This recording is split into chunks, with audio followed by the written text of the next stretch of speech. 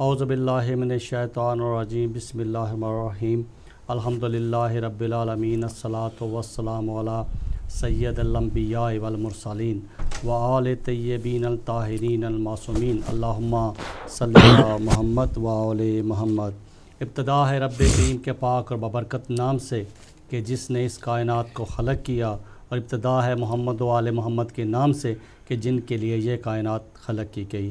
معزز ناظرین کرام، میں آپ کا میزبان سید اسرار شاہ آپ کو سلام عرض کرتا ہے، اور میں پروگرام لے کے آیا ہوں عظمت اہل بیت۔ جیسا کہ آپ جانتے ہیں کہ پروگرام عظمت اہل بیت جو ہے وہ 2 حصوں پر مشتمل ہوتا ہے۔ پروگرام کے پہلے حصے میں ہمارے ساتھ شامل گفتگو ہوتے ہیں حسب معمول مولانا سید رضا حسین شاہ صاحب، اور پروگرام کے دوسرے حصے میں ہمارے ساتھ شامل ہوتے ہیں مشہور ثناء خان۔ تو جس طرح سے ہمارے پروگرام کا سلسلہ جاری ہے، مولانا صاحب نے کہ جو پروگرام کر چکے ہیں وہ آج اس کی 39 قسط جو ہے وہ آپ ملاحظہ فرما رہے ہیں۔ گزشتہ پروگرام میں جو ہمارے ریگولر دیکھنے والے پروگرام ہیں وہ تو ہمارے پروگرام کی نوعیت کو اچھی طرح سے جانتے ہیں، اور جو انہوں نے نیا پروگرام دیکھنا شروع کیا ہے ان کے لیے تھوڑی سی وضاحت کر دینا بہت ہی ضروری سمجھوں گا۔ پروگرام عظمت اہل بیت کا بیسکلی مقصد جو ہے وہ اتحاد بین المسلمین کی فضا کو قائم رکھنا ہے، اور ہمارے اور شیعہ حضرات اور اہل سنت برادران اہل سنت والجماعت کے جو بھائی ہیں ہمارے، ان کے درمیان جو کشیدگیاں پائی جاتی ہیں اور جو مختلف قسم کے اختلافات پائے جاتے ہیں ان کو دور کر کے ایک پلیٹ فارم پر لے کے آنے کا جو ہے وہ ہمارا اس پروگرام کا مقصد ہے، اور اس میں جتنی بھی کشیدگیاں پائی جاتی ہیں ان کو کشیدگیوں کو دور کرنے کے لیے یہ پروگرام پیش کیا جاتا ہے۔ ہمارے بہت سے لسنر جو ہیں وہ پروگرام کے پسند کرتے ہیں، اور ہمیں انہوں نے فیڈ بیک بھی کی، میں ان کا تہہ دل سے مشکور ہوں۔ اور ہمارے ریگولر ایک جو ہیں وہ لسنر ہیں، بہت ہمارے محسن بھی ہیں، جناب رائے ناصر عباس آف سلو، وہ ہمارے پروگرام کو ریگولر سنتے ہیں اور ہماری حوصلہ افزائی بھی کرتے ہیں، اور آج ان کی طبیعت ٹھیک نہیں ہے، اور ہم دعا کرتے، انہوں نے مجھے دعا کے لیے کہا ہے مولا پنتبان کو صحت و سلامتی دے، ان کا ساتھ جو ہے وہ ہمارے ساتھ اس طرح سے جڑا رہے، وہ ہماری اس طرح سے وہ اپریشیٹ کرتے رہیں، اور اس کے ساتھ تمام مومنین کے لیے جو ہے وہ ہم دعا کرنا چاہیں گے مولا پنتبان ان کو سب کو اپنی حفظ و امان میں رکھے، ان سب کے دینی دنیاوی مقاصد پورے ہوں۔ ہمارا مقصد ہی یہاں پہ دعا ہی کرنا ہے اور دعا ہی لینا ہے۔ مولا پنت پاک ہمارے سارے لسنر جو پروگرام دیکھتے ہیں مولا پنت پاک کو سلامت رکھے۔ تو یہ پروگرام کی جو ہے وہ آغاز کرتے ہیں، اور جس طرح سے میں نے پہلے تفصیل سے بتا دیا کہ ہمارے پروگرام جو عظمت اہل بیت ہے اس کا ایوری منڈے رات 10 بجے آپ دیکھتے ہیں، اور اس کا ریپیٹ پروگرام جو ہے ایوری وینسڈے دن کے 12 بجے ہوتا ہے، اور جو ہمارے پچھلے پروگرام نہیں دے سکے کسی وجہ سے، وہ ہمارے یوٹیوب پہ بھی ہمارے جو ہے وہ مولانا صاحب کی تقریر جو ہے وہ سن سکتے ہیں۔ تو یہ پروگرام کا باقاعدہ آغاز کرتے ہیں، اور متوجہ ہوتے ہیں مولانا صاحب کی طرف، سو ان سے گزارش کرتے ہیں کہ آج کے جو ہے وہ بیان شروع کریں۔ قبلہ صاحب السلام علیکم۔ وعلیکم السلام ورحمۃ اللہ۔ قبلہ، سب سے پہلے تو ہمارے ناظرین اور ہدایت ٹی وی کے سارے ٹیم آپ کا شکریہ بھی ادا کرتے ہیں، اور آپ کی صحت و سلامتی کے لیے آپ کے لیے دعائیں بھی کرتے ہیں کہ گزشتہ پچھلے ہفتے آپ کی صحت ٹھیک نہیں تھی، آپ نے مکمل ریسٹ بھی کیا، لیکن ریسٹ کے ساتھ ہماری دعائیں جو ہیں ناظرین کی وہ آپ کے ساتھ رہی ہیں، جس کی بہت مہربانی ناظرین کی دعاؤں کا نتیجہ ہے کہ آپ نے اپنا پروگرام بھی مس نہیں کیا، اور آپ الحمدللہ جو ہے وہ اپنے پروگرام میں حاضر ہوئے ہیں۔ مولا آپ کو سلامت رکھے، اور آپ جیسے تمام ہمارے جو علماء کرام ہیں ان کا سایہ ہمارے سروں پر قائم و دائم رہے، آمین۔ تو قبلہ پروگرام کو شروع کرتے ہیں۔ گزشتہ پروگرام میں جس طرح سے آپ نے پہلے امامت اور خلافت کے بارے میں تقریریں کی، ناظرین نے پسند کیا، اس کے بعد جو ہے ابھی ہمارا عنوان شروع ہے وصیت، اور وصی کے سلسلے میں جو ہمارا موضوع شروع ہے، لاسٹ کچھ جو ساتھ میں جو ہے وہ بیان کر چکے ہیں آپ وصیت اور وصی کے بارے میں۔ تو نبی کریم صلی اللہ علیہ وسلم کی وصیتوں پہ آپ نے تبصرہ کیا، جو کہ آپ نے ثابت کیا قرآن اور حدیث کی روشنی میں، اور ہمارے برادران اہل سنت والجماعت کی کتابوں سے آپ جو ہے وہ بیان کرتے ہیں یہ سارے حقائق، اور ناظرین کے سامنے یہ چیزیں لے کے آتے ہیں۔ بڑی محنت آپ کی، مولا پاک کو سلامت رکھے۔ تو قبلہ گزشتہ پروگرام کے اختتام پر 3 وصیتوں کا ذکر کیا تھا، نبی کریم صلی اللہ علیہ وسلم کی 3 وصیتوں کا آپ نے ذکر کیا تھا، لیکن وقت کی قلت کے باعث وہ بیان ادھورا رہ گیا تھا۔ آپ سے گزارش ہے کہ نبی کریم صلی اللہ علیہ وسلم کی آخری 3 وصیتوں کو تفصیل سے ذکر کریں، کیونکہ ہمارے ناظرین جو ہیں وہ سننا چاہتے ہیں آپ سے کہ وہ آخری 3 وصیتیں کیا تھیں۔ بسم اللہ قبلہ صاحب۔ شکریہ آپ کا بہت بہت۔ اللہ پاک سب کو، آپ کو بھی اور آپ کے ساتھ جتنے بھی اس ہدایت ٹی وی کے انتظامیہ کے جتنے بھی اراکین ہیں، میں ان سب کا شکر گزار ہوں، اور سننے والے اور دیکھنے والے مومنین اور مومنات کا بھی، اور جنہوں نے میری صحت کے لیے دعائیں کی ہیں میں ان کو بھی شکر گزار ہوں۔ پروردگار عالم ہم سب کو نیکی کی توفیق عطا فرمائے، اور جو بھی مومنین مومنات دور و نزدیک بیمار ہیں، ابھی آپ نے صلاح میں ایک مومن کے متعلق کہا، پروردگار عالم ان کو مکمل صحت اور سلامتی عطا فرمائے۔ اللہ آمین، اللہ آمین۔ تو میں آغاز کرتا ہوں آپ کے فرمائش کے مطابق۔ کوشش یہ کروں گا کہ مومنین کو زیادہ سے زیادہ یعنی معلومات فراہم کروں، لیکن وقت کی قلت کی وجہ سے کچھ چیزیں رہ جاتی ہیں، جی بسم اللہ۔ جیسا کہ یہ اس کا میرا پروگرام پورا تھا اس کو کرنے کا، لیکن وقت کی قلت کی وجہ سے میں اپنے بیان کو پوری طور پر بیان نہ کر سکا۔ بسم اللہ۔ تو الحمدللہ میں اب مومنین سے عرض کرنا چاہتا ہوں، اعوذ باللہ من الشیطان الرجیم، بسم اللہ الرحمن الرحیم، الحمد للہ رب العالمین، الصلاۃ والسلام علی سید الانبیاء والمرسلین وآلہ الطیبین الطاہرین المعصومین وعلی اصحابہ المنتجبین، اما بعد فقد قال اللہ سبحانہ وتعالی فی کتابہ المبین و خطابہ المتین و قولہ الحق وہو اصدق الصادقین، بسم اللہ الرحمن الرحیم، وما آتاکم الرسول فخذوہ وما نہاکم عنہ فانتہوا واتقوا اللہ ان اللہ شدید العقاب۔ میرے محترم ناظرین سامعین، اسرار شاہ صاحب کے فرمان کے مطابق بسم اللہ قبلہ۔ پوری کوشش کروں گا کہ اپنے موضوع کو پایہ تکمیل تک پہنچاؤں۔ بسم اللہ۔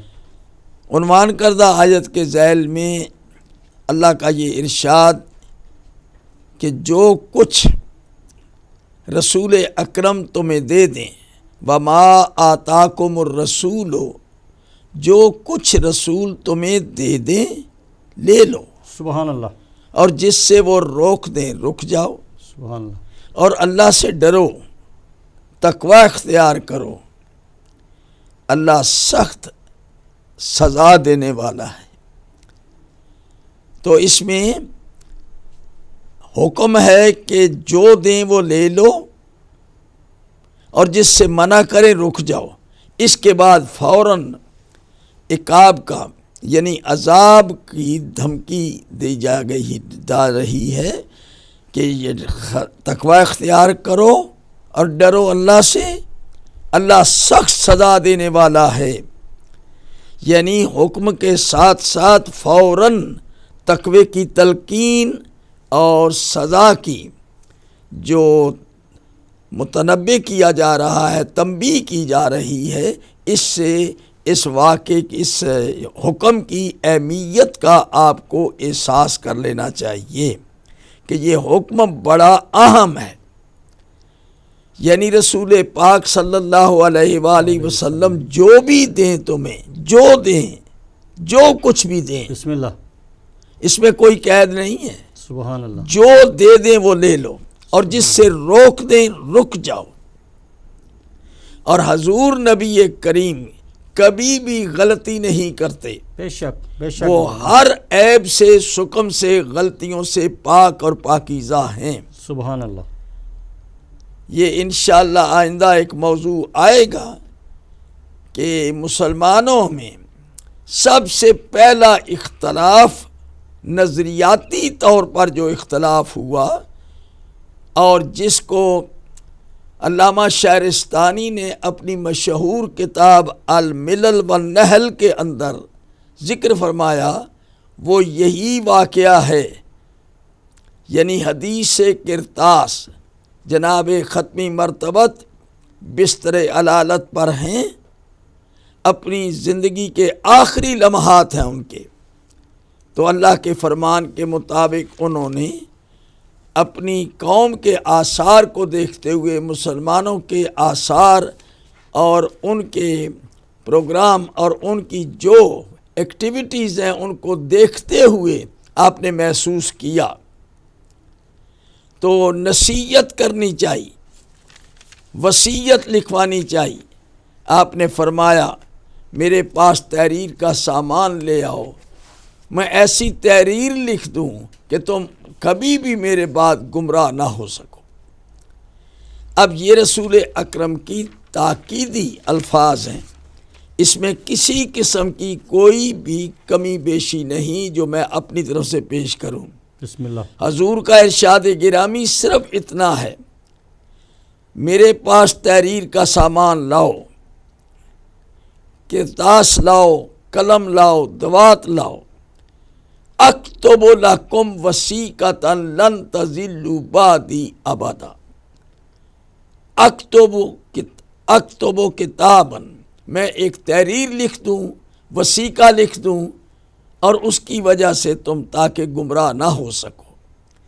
اب حقیقت میں امت کے کردار اور اخلاق کا جائزہ لینے کے بعد جو رسول اکرم صلی اللہ علیہ وآلہ وسلم نے یعنی گزشتہ 2 ماہ 3 ماہ میں جو محسوس کیا، اور حضور نے بخاری شریف میں باب الفتن کے اندر تمام تنبیہات کا ذکر ہے۔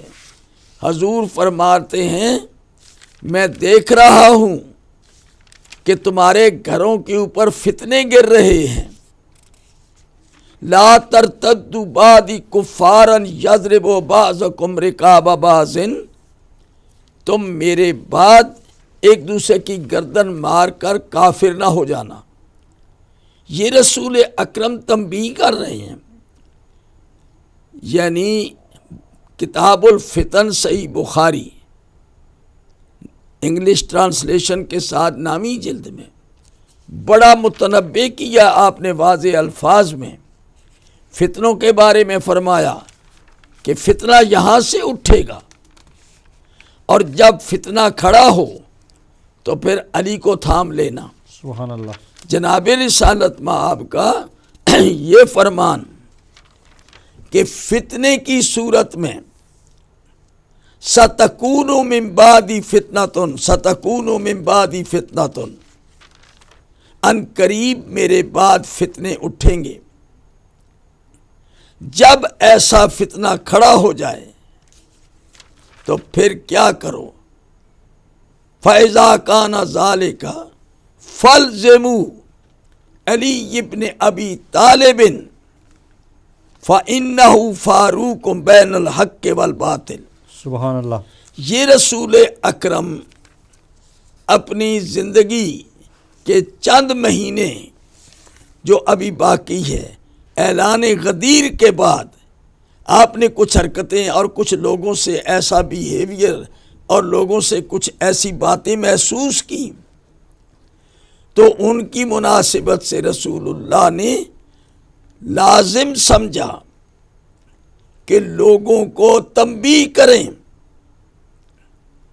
تو بستر بیماری پر آپ نے بڑے یقین کے ساتھ، وثوق کے ساتھ صاف لفظوں میں یہ کہا کہ لاؤ کچھ لکھ دوں تمہاری بہتری کے لیے، لیکن وہاں آپ کو اس کا جواب کیا ملا؟ جو لوگ وہاں حاضر تھے، مجھے کسی کا نام لینے کی ضرورت نہیں، جتنے بھی حاضرین تھے وہاں پر ان میں اختلاف ہوا، اور اس اختلاف کی وجہ سے رسول اکرم کے پاس ایک قسم کا ہنگامہ ہوا، شور شرابہ ہوا۔ حضور نبی کریم بستر بیماری پر بہتری کے لیے تحریر لکھنا چاہتے ہیں، اور اس کے لیے رکاوٹ ڈالی جا رہی ہے، حتیٰ کہ تنازع ہوا اور رسول اکرم فرمانے لگے قوموا انی، پلیز چلے جائیے۔ اب حضرت عبداللہ ابن عباس جو اس روایت کے راوی ہیں، اور یہ روایت بخاری شریف میں 7 مرتبہ آئی ہے، میں پچھلی تقاریر میں اس کی تفصیلات عرض کر چکا ہوں۔ حضور نہ لکھ سکے وصیت، اور حضرت عبداللہ ابن عباس رویا کرتے تھے یاد کر کے اس واقعے کو۔ تو میرے محترم ناظرین و سامعین، یہ بڑے دکھ کی بات ہے کہ دو جہان کے سید و سردار بڑے صاف صاف لفظوں میں کہہ رہے تھے، اور امت میں ایسے آثار نظر آ رہے تھے کہ امت ٹکڑوں میں بٹ جائے گی، امت ایک دوسرے کے ساتھ فتنے میں مبتلا ہو جائے گی۔ یہ آثار کو دیکھ کے آپ نے فرمایا کہ لاؤ میں کچھ لکھ دوں، لیکن نہ دیا گیا تحریر کا سامان۔ اور حضور نبی کریم جب سب اٹھ کے چلے گئے، کچھ بندے واپس آئے اور انہوں نے حضور کے قریب آ کے درخواست کی کہ یا رسول اللہ، اگر آپ کو قلم دوات نہیں دیا گیا، نہیں تحریر کر سکے، تو ہماری درخواست ہے کہ آپ زبانی فرما دیں، آپ کیا لکھنا چاہتے تھے؟ تو میرے محترم سامعین، یہاں تک میں نے پچھلی تقریر میں یہ بیان کیا تھا۔ بسم اللہ۔ تو حضور نے زبانی 3 وصیتیں فرمائیں، بخاری شریف میں، مسلم شریف میں، متعدد کتابوں کے اندر یہ تینوں وصیتوں کا ذکر پایا جاتا ہے۔ نمبر 1، جزیرۃ العرب سے مشرکین کو نکال دو۔ نمبر 2، کہ جتنے باہر سے وفد آتے ہیں، مہمان آتے ہیں، بغیر کسی یعنی تذبذب کے اور بغیر کسی تمیز کے، جو بھی باہر سے آئیں ان کو انٹرٹین کریں، ان کی خاطر و مدارت کریں، اور ان کو تحفے دے کے رخصت کریں۔ ماشاءاللہ۔ اب یہ 2 وصیتیں، تیسری وصیت راوی بھول گیا، اور بخاری لکھتے ہیں ابو عبداللہ محمد بن اسماعیل بخاری کہ وہ وصیت بہت امپارٹنٹ تھی، جو امپارٹنٹ وصیت تھی وہ راوی بھول گیا۔ تو وہ کیا تھی؟ تو اس کے لیے میرے محترم سامعین و ناظرین، میں آپ کی خدمت میں بخاری شریف کی شرح ہے، فتح الباری شرح صحیح بخاری، جس میں بخاری کی احادیث کی تفصیلات کے ساتھ یعنی اس کی کمنٹری کی گئی ہے، اس کو ایلیبوریٹ کر کے واضح کیا گیا ہے، شرح لکھی گئی۔ تو فتح القاری کی یعنی پہلی جلد اور 8ویں جلد میں اس وصیت کا ذکر ہے، یعنی رسول پاک کیا لکھنا چاہتے تھے۔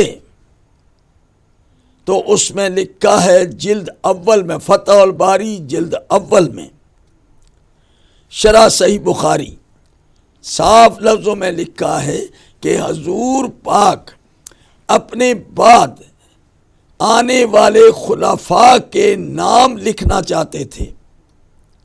حضور یہ بتانا چاہتے تھے کہ میرے بعد یہ ہستیاں مسلسل قیامت تک ان بندوں کے فہرست بتانا چاہتے تھے کہ میرے بعد اللہ کے فرمان کے مطابق یہ خلفاء ہوں گے۔ تو وہ خلفاء کا نام لکھنا چاہتے تھے۔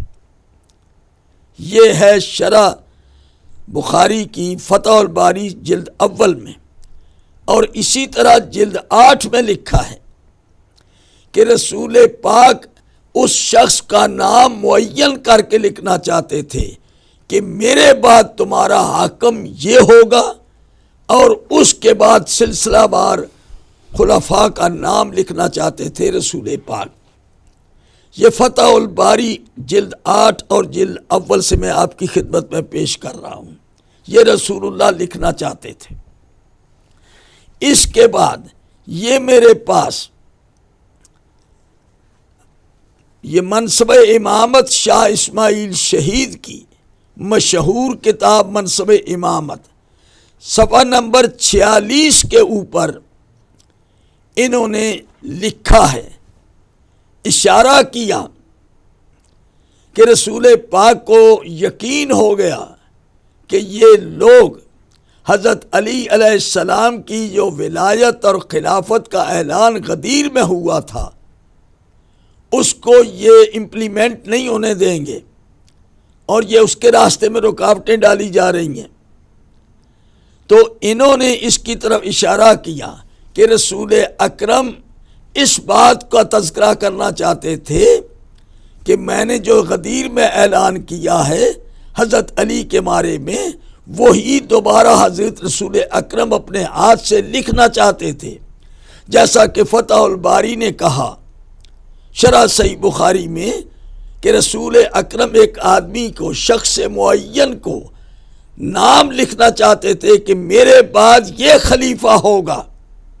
یہ فتح الباری کی 8ویں جلد سے میں بات کر رہا ہوں، اور منصب امامت شاہ اسماعیل شہید کی صفحہ 46 میں اس کی طرف اشارہ کر رہی ہے، اور یہ حضور کا فرمان ہے۔ حضور نے فرمایا، وہی لوگ جو آئے کہ کیا لکھنا چاہتے ہیں، تو حضور نے یہ فرمایا کہ میں علی کو خلیفہ بنا چکا ہوں، لیکن افسوس کہ تم اس کو مانو گے نہیں۔ اگر تم علی کو خلیفہ مان لو، حاکم مان لو، تو وہ تمہیں پکڑ کے سیدھے راستے پر لے جائے گا۔ ان تو امروا علی ولا اراکم فاعلین، اگر تم علی کو امیر مان لو، ان تو امروا علی ولا اراکم فاعلین، اگر تم علی کو امیر بنا لو اگرچہ میں دیکھتا ہوں کہ تم ایسا کرو گے نہیں، تجدوا ہادیا و مادیا، تم علی کو ہادی بھی پاؤ گے، علی علیہ السلام کو مادی بھی پاؤ گے۔ یا خذ بکم الصراط المستقیم، وہ علی پکڑ کے تمہیں صراط مستقیم پر لے جائے گا۔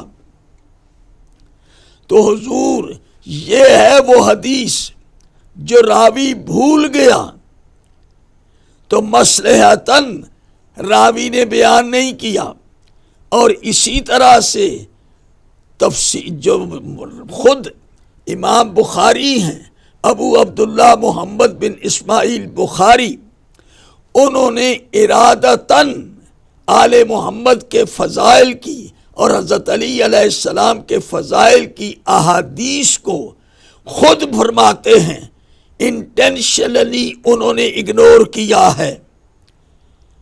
اور حقیقت میں مفتی غلام رسول نے اپنی مشہور کتاب امام جعفر صادق کا ذکر کرتے ہوئے لکھا کہ بخاری نے بہت سی حدیثیں اہل بیت کے شان میں، خصوصاً امام جعفر صادق کے شان میں جو حدیثیں رسول پاک نے فرمائی ان کو اگنور کیا ہے، وہ نہیں لائے، اس لیے کہ وہ حاکموں سے ڈرتے تھے۔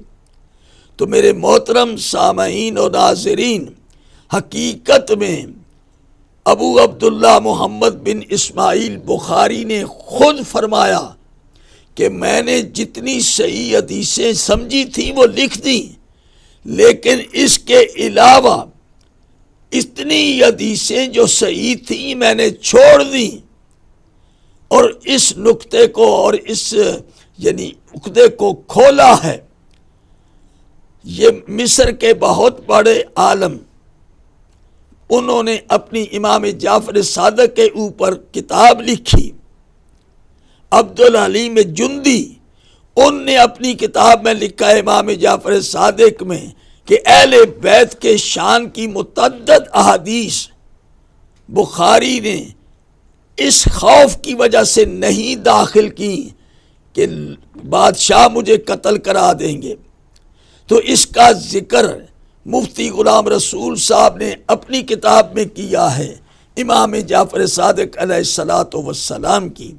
تو اب یہ پتہ چل گیا کہ راوی بھول کیوں گیا، اس لیے کہ راوی حکومت سے خائف تھا کہ اگر میں نے بیان کیا یہ حدیث تو مجھے قتل کر دیا جائے گا، کیونکہ حضرت علی کو لوگوں نے اعلان غدیر کے مطابق اپنا خلیفہ تسلیم کرنے سے انکار کر دیا، اور یہی وجہ تھی جو رسول اکرم کو وصیت لکھنے پر جس نے مجبور کیا۔ اب وصال سے 3-4 دن پہلے کی بات ہے، تو میں عرض کرنا چاہتا ہوں کہ رسول یہ لکھنا چاہتے تھے، اور کیا رسول اکرم لکھ پائے یا نہیں۔ اب میں آپ کی خدمت میں عرض کرنا چاہتا ہوں کہ رسول اکرم نے اس سلسلے کو جاری رکھا، اور ان کے فرمان رسول اکرم نے خلافت کے بارے میں، امامت کے بارے میں لوگوں کو بڑے اچھے طریقے سے آگاہ کیا ہے کہ میرے بعد خلیفہ کون ہوگا، میرے بعد امام کون ہوگا۔ اور یہ معمولی بات نہیں، امامت اور خلافت اللہ تبارک و تعالیٰ کی طرف سے امام بھی ہوگا، اللہ کی طرف سے خلیفہ بھی ہوگا۔ قرآن مجید میں امامت کا تذکرہ جہاں آیا، اللہ نے ارشاد فرمایا سب سے پہلے کس کی امامت کا ذکر ہے؟ حضرت ابراہیم علیہ السلام کی امامت کا ذکر ہے۔ حضور سورہ البقرہ کے پہلے پارے میں ارشاد الہی ہے، وَإِذِ ابْتَلَىٰ إِبْرَاهِيمَ رَبُّهُ بِكَلِمَاتٍ فَأَتَمَّهُنَّ قَالَ إِنِّي جَاعِلُكَ لِلنَّاسِ إِمَامًا۔ حضرت ابراہیم علیہ السلام کو جب اللہ نے چند کلمات میں آزمایا، اور جب اس امتحان میں پورے اترے، تو اللہ نے فرمایا کہ میں آپ کو امام بناتا ہوں، لوگوں کا امام۔ تو حضرت ابراہیم علیہ السلام نے فرمایا قال ومن ذریتی، حضرت ابراہیم فرمانے لگے کہ میری ذریت میں سے بھی، میری اولاد میں سے بھی۔ بسم اللہ۔ تو اللہ تعالیٰ کے نے ارشاد فرمایا لا ینال عہد الظالمین، یعنی امامت کا عہدہ ظالم کو نہیں ملے گا۔ تو اب ہمارے بھائیوں کا عقیدہ یہ، برادران اسلامی، برادران اہل سنت کا عقیدہ یہ ہے، یہ شرح فقہ اکبر میں انہوں نے لکھا ہے کہ امام بنانا پبلک کی ذمہ داری ہے، امام مخلوق بناتی ہے، پبلک بنائے گی۔ اللہ نے کسی کو امام نہیں بنایا، رسول اللہ نے کسی کو امام نہیں بنایا۔ پھر خلیفہ کا ذکر آیا تو کہا کہ خلیفہ بھی بنانا بندوں کا کام ہے، اللہ نے کسی کو خلیفہ نہیں بنایا، اللہ نے کسی کو امام نہیں بنایا۔ تو حضور نے یہ ساری خلافت کا تعین، خلافت کا انتخاب، امامت کا انتخاب مخلوق پر چھوڑا، اور یہ مخلوق بنائے گی۔ یہ ہمارے بھائیوں کا اپنا عقیدہ ہے، شرح فقہ اکبر سے میں پیش کر رہا ہوں، لیکن ہمارا عقیدہ یہ ہے کہ رسول اکرم کے بعد امام کا تعین بھی اللہ اور رسول کے ذمہ، خلیفہ کا تعین بھی اللہ اور رسول کے ذمہ ہے، اور اس کے بعد رسول اکرم اپنے چھوڑے ہوئے کاموں کو انجام دینے کے لیے اپنے وصی کا تقرر بھی وہ کریں گے کہ کس کو وصیت کریں گے کہ ان کے چھوڑے ہوئے کام کون انجام دے گا۔ تو میرے محترم ناظرین و سامعین، یہ 3 عنوان ہیں، امامت، خلافت اور وصی ہونا، وصیت، تینوں سلسلوں کو میں آپ کی خدمت میں پیش کر چکا ہوں۔ امامت کے متعلق تفصیل سے گفتگو کی۔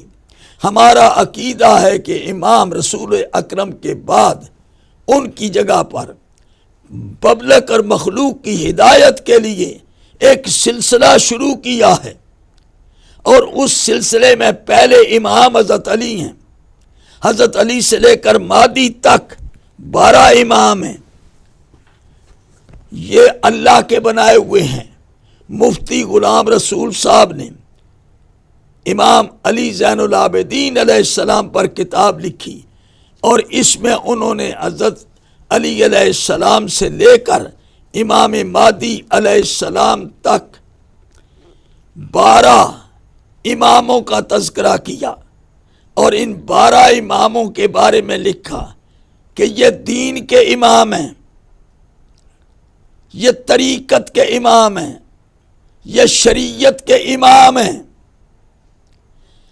حضرت علی سے لے کر امام مہدی تک۔ اور اسی مفتی غلام رسول صاحب نے حسب اور نسب کی 5ویں جلد کے اندر 12 کے 12 اماموں کا ذکر کیا تفصیل کے ساتھ، حضرت علی سے لے کر امام مہدی تک۔ تو یہ 12 امام، ان کو کس نے امام بنایا؟ مخلوق نے نہیں بنایا، اللہ نے بنایا، اور رسول اکرم نے ان ائمہ کے بارے میں ذکر کیا، تاکید کی۔ اب رہا خلیفہ، تو رسول اکرم کے بعد ان کے جانشین، ان کے قدم قدم چلنے والے، ان کے نقش قدم پہ چل کر ان کی تعلیمات کو آگے پیش کرنے والے، قیامت تک کے لیے ایک سلسلہ بنایا۔ یعنی ایک شخص ہے جو رسول اکرم کے قدم بقدم پیچھے پیچھے چل رہا ہے، اس کو خلیفہ کہتے ہیں۔ پیچھے آنے والا خلیفہ، رسول اکرم کو فالو کرنے والا، رسول اکرم کے بالکل سٹیپ بائی سٹیپ ان کے پیچھے۔ اور اس کے بعد وہی آدمی جو رسول پاک کا خلیفہ ہوگا وہ امت کا امام ہوگا۔ امام ہوتا ہے لیڈ کرنے والا، آگے جانے والا، اور پیچھے آنے والا جو ہوتا ہے وہ جو جا رہا ہے، یہ دیکھیے، وہ اپنی جگہ پر کسی کو چھوڑتا ہے۔ رسول اکرم کے بعد اب خلیفہ کون ہو جو رسول اللہ کی کمی کو پورا کرے، رسول اللہ کے مشن کو جاری رکھے؟ تو اس کے لیے بھی رسول اکرم نے فرمایا لا یزال ھذا الدین قائما، یہ دین زوال پذیر نہیں ہوگا، یہ دین ختم نہیں ہوگا۔ لا یزال ھذا الدین قائما حتی یمضی علیہ اثنا عشر خلیفہ، جب تک کہ اس کے اوپر 12 خلیفے گزر نہ جائیں۔ رسول اکرم نے 12 خلیفوں کا ذکر کیا اور ان کو دین کے ساتھ وابستہ کیا، دین کے ساتھ ان کو اٹیچ کیا کہ دین نہیں مٹے گا، دین کو زوال نہیں آئے گا، میرے 12 جانشین موجود ہیں۔ اور ان 12 جانشینوں کا ڈیوریشن اور دورانیہ شاہ اسماعیل شہید نے اپنی کتاب کے بالکل ابتدا میں پہلے صفحے میں اس کا ذکر فرمایا، اور انہوں نے کہا رسول اکرم نے یہ حدیث فرمائی، یہ پہلے صفحے کے اوپر شاہ اسماعیل شہید نے لکھا، لکھتے ہیں رسول اکرم نے فرمایا قال لا یزال ھذا الدین قائما، لا یزال ھذا الدین قائما، یہ دین قائم رہے گا، اس کو زوال نہیں آئے گا، حتی تقوم الساعہ، یہاں تک کہ قیامت برپا ہو جائے، قیامت تک یہ دین قائم رہے گا۔ او یکون علیہ مثنا عشر خلیفتن، یا یہاں تک کہ 12 خلیفے اس پر گزر جائیں۔ 12 خلیفوں کا ڈیوریشن رسول بتا رہے ہیں۔ اب یہ رسول اکرم جن 12 خلیفوں کا ذکر کر رہے ہیں کہ میرے کام چھوڑے ہوئے وہ کریں گے، میرے فٹ سٹیپ پہ چلیں گے، مجھے فالو کریں گے ٹو دی پوائنٹ۔ اب کس طرح کہتے ہیں کہ رسول کسی کو خلیفہ نہیں بنا کے گیا؟ اب یہ خلیفے رسول اللہ جن کا ذکر کر رہے ہیں یہ کون ہیں؟ رسول اللہ کی تائید کن کے حق میں؟ رسول اللہ کس کو اپنا یعنی قابل اعتماد وسیع بنا رہے ہیں؟ کس کو خلیفہ بنا رہے ہیں؟ کس کو دستار فضیلت اس کے سر پر باندھ رہے ہیں؟ غدیر خم میں کس کا اعلان ہوا؟ دستار بندی کس کی ہوئی؟ حضرت علی کی، اور حضرت علی کے بعد پھر حسن اور مہدی تک حضرت علی کی ذریت میں امام آ رہے ہیں، امت کے امام، رسول اللہ کے خلیفہ۔ تو میں عرض کرنا چاہتا ہوں یہ 12 خلیفے کون ہیں؟ یہ اللہ نے بنائے۔ اللہ نے کیسے بنائے؟ اللہ نے وعدہ کیا، جس طرح اللہ نے اماموں کے بارے میں وعدہ کیا۔ حضرت ابراہیم کو کہا کہ ہم نے تم کو امام بنایا، ابراہیم علیہ السلام کا میری اولاد میں بھی امامت آئے۔ اللہ نے کہا ظالم نہیں آئے گا، پاکیزہ لوگ معصوم تیری ذریت میں امام آئیں گے۔ سبحان اللہ۔ اور رسول پاک نے یہ فرمایا، لوگوں کو آگاہ بھی کیا کہ میرے بعد ان قریب، یہ میں آپ کی خدمت میں ترمذی شریف سے یہ حدیث پیش کر رہا ہوں، حضور نے فرمایا میرے بعد ایسے امام آئیں گے، جھوٹے ہوں گے، ظالم ہوں گے، ان کی تصدیق نہ کرنا، ان کی مدد نہ کرنا۔ ان قریب میرے بعد امام ہوں گے جھوٹے، ظالم، فلا تعینوہم، اور ان کی کبھی اعانت نہ کرنا، فلا تعینوہم علی کذبہم، ان کے کذب میں یاد کرنا، نہ ان کے کذب میں ان کی تصدیق، نہ ظلم میں ان کی تائید، کبھی بھی ان کا ساتھ نہ دینا۔ ان قریب میں دیکھ رہا ہوں یہ ایسے امام آئیں گے۔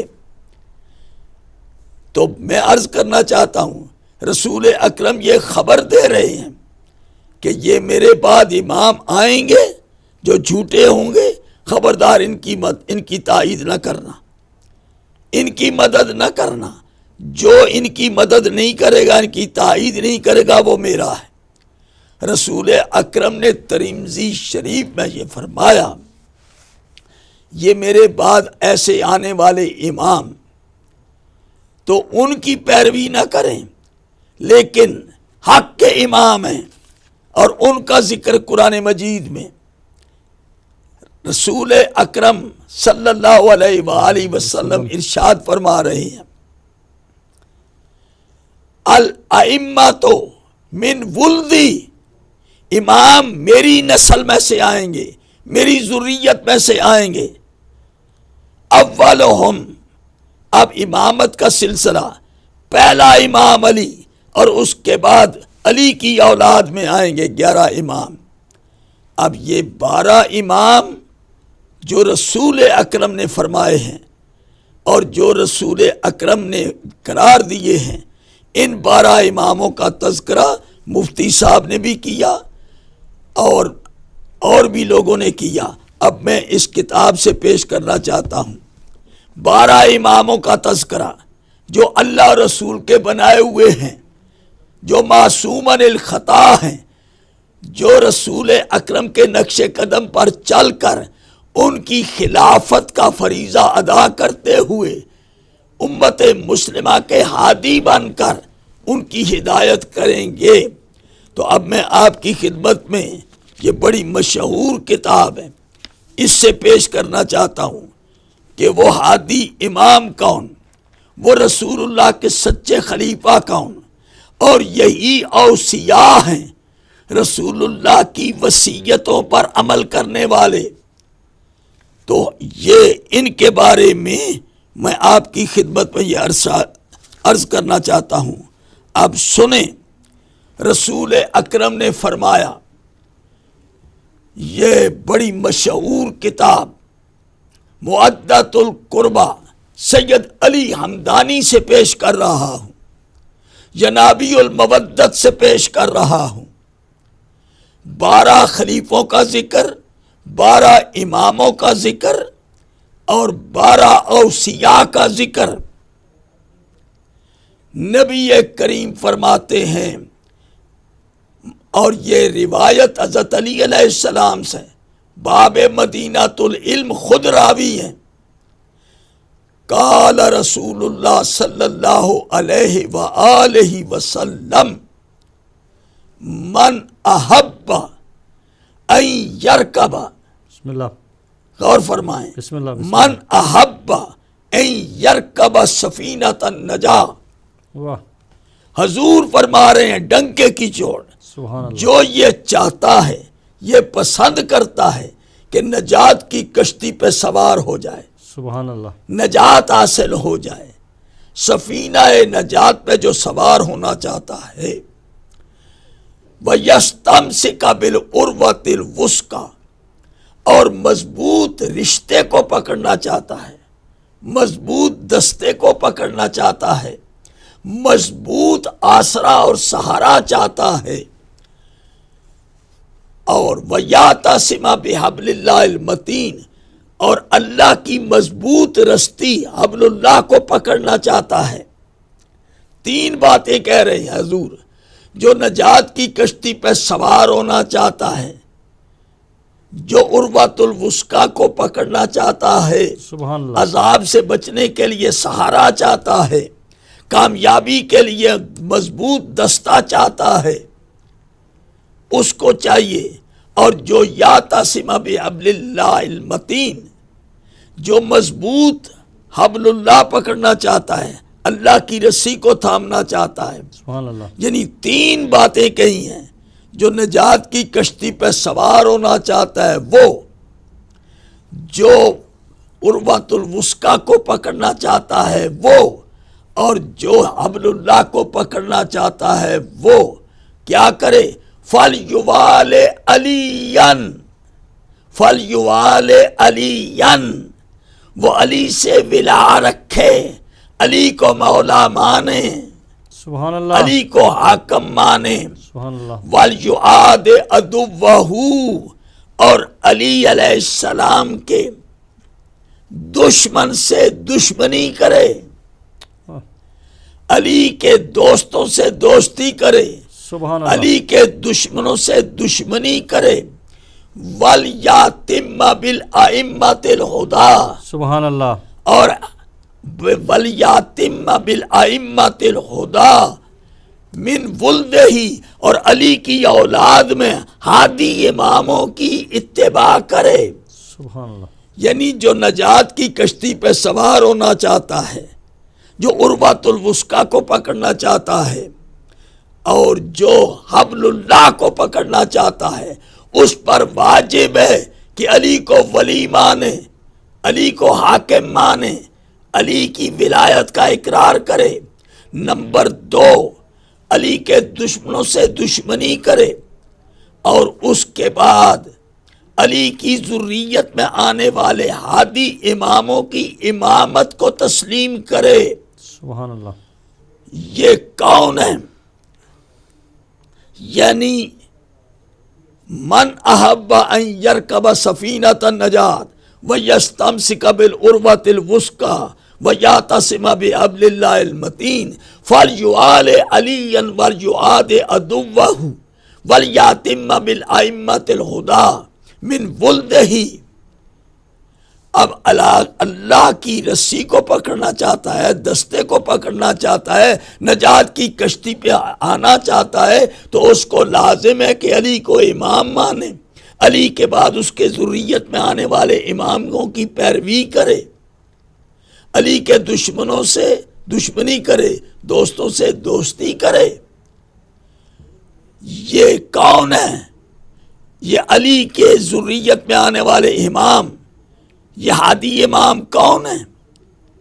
جو مخلوق کے لیے ہادی ہیں، اللہ کی طرف سے مامور من اللہ ہے، منصوص من اللہ، مامور من اللہ، اعلان رسول کر رہے ہیں۔ وہ کون ہے؟ اب سنیں، حضور نے فرمایا میرے وہ خلیفہ ہیں، فَإِنَّهُمْ خُلَفَائِي فَإِنَّهُمْ خُلَفَائِي وَأَوْصِيَائِي وَحُجَّجُ اللَّهِ عَلَىٰ خَلْقِ مِن بَعْدِي وَسَعَادَاتُ أُمَّتِي وَقَوَادُ الْأَتْقِيَاءِ إِلَى الْجَنَّةِ حِزْبُهُمْ حِزْبِي وَحِزْبِي حِزْبُ اللَّهِ وَحِزْبُ أَعْدَائِهِمْ حِزْبُ الشَّيْطَانِ۔ رسول پاک نے کلیئر کر دیا، سبحان اللہ۔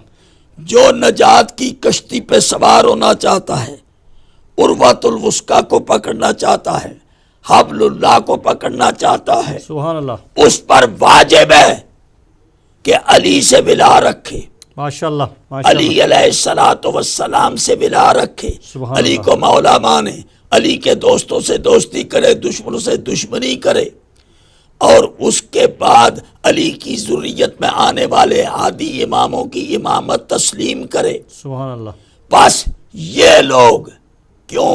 یہ علی کی اولاد، یہ کون ہیں؟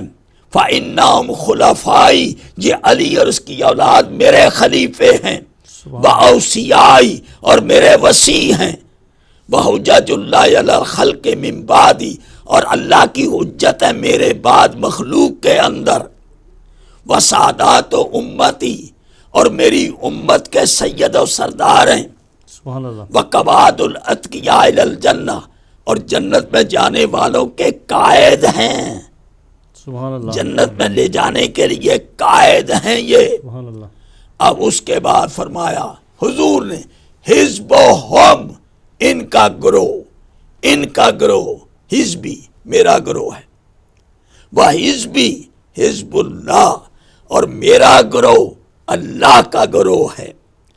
تو میرے محترم ناظرین اور سامعین، اب قرآن مجید کی تائید یہ میں نے آپ کی خدمت میں جو پیش کیا ہے، یہ حدیث، یہ مودت القربہ شیخ علی حمدانی سے، اور یہ جنابی المودت شیخ سلیمان قندوزی کی کتاب سے۔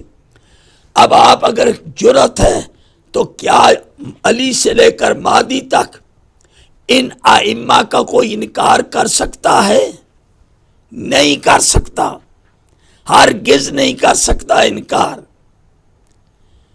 تو اب مفتی غلام رسول صاحب نے کیوں لکھا؟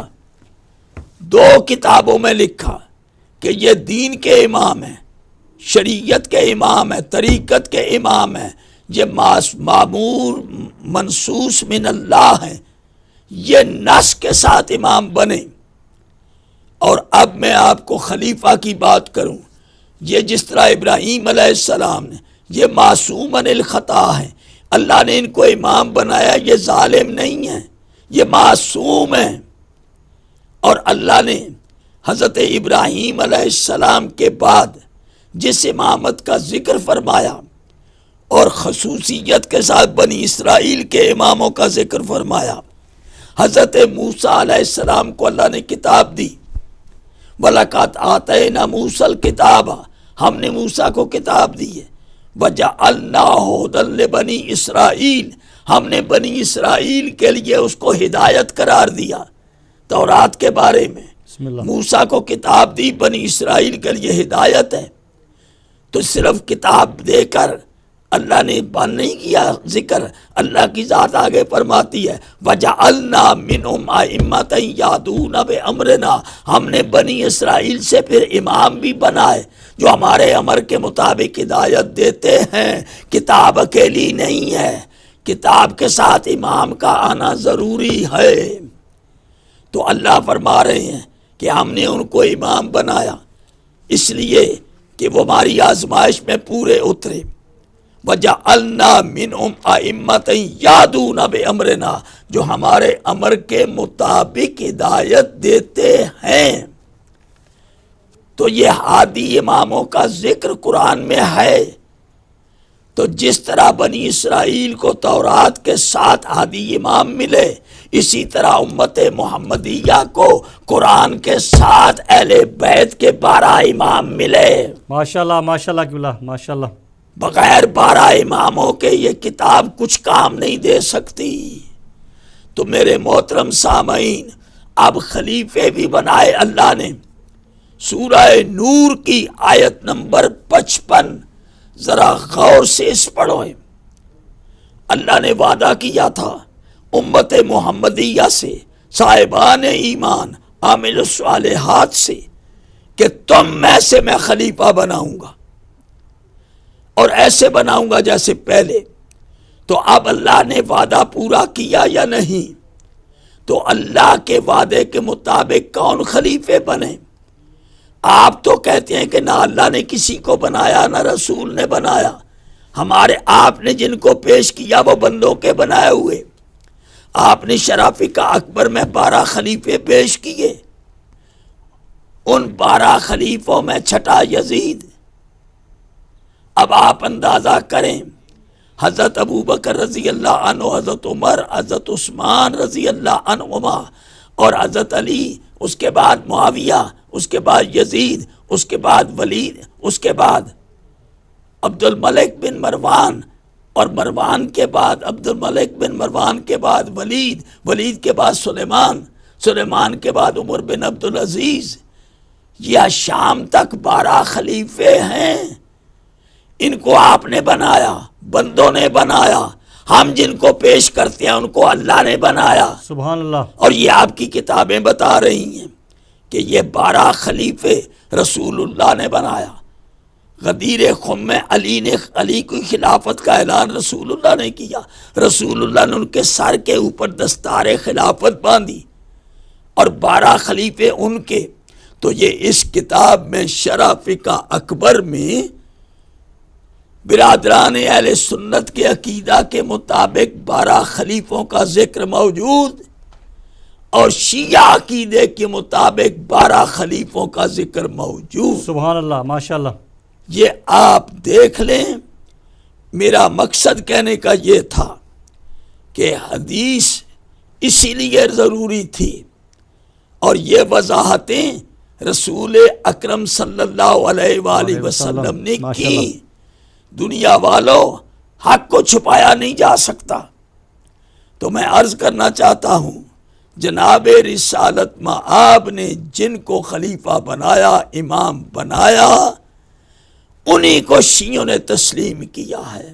سبحان اللہ ماشاءاللہ۔ انشاءاللہ یہ سلسلہ کچھ عرصہ آگے جاری رہے گا، کیونکہ اگلی تقریر میں انہی 12 خلیفوں کا ذکر آئے گا، تھوڑا سا تعارف آئے گا کہ یہ اللہ کے بنائے ہوئے رسول کے جانشین، اور محمد مصطفیٰ کے بعد امت کے ائمہ، ہادی امام، یہ رسول اللہ کے خلیفے، امت کے ہادی امام ہیں، اور انہی کو اللہ تعالیٰ قیامت کے دن شفاعت کا حق دے گا۔ سبحان اللہ ماشاءاللہ ماشاءاللہ قبلہ ماشاءاللہ قبلہ۔ بہت شکریہ آپ کا، بڑے عمدہ انداز میں آپ نے میرے سوال کا جو ہے وہ تفصیل سے جواب دیا قرآن حدیث کی روشنی میں، کہ نبی کریم صلی اللہ علیہ وسلم کی آخری 3 وصیتوں پہ آپ نے بڑی تفصیل سے روشنی ڈالی، اور یہ سلسلہ جو ہے وصیت اور وصی کا 2-3 اور پروگراموں تک جاری رہے گا، اور یہ سلسلہ جو ہے نبی کریم صلی اللہ علیہ وسلم کے وصال تک بھی جائے گا، وہ بھی آپ انشاءاللہ تعالیٰ جو ہے وہ بیان کریں گے۔ معزز ناظرین اکرام، وقت ہوا چاہتا ہے ایک مختصر سی بریک کا، اور بریک کے بعد ملتے ہیں مہمان گرامی کے ساتھ۔ والسلام علیکم ورحمۃ اللہ وبرکاتہ۔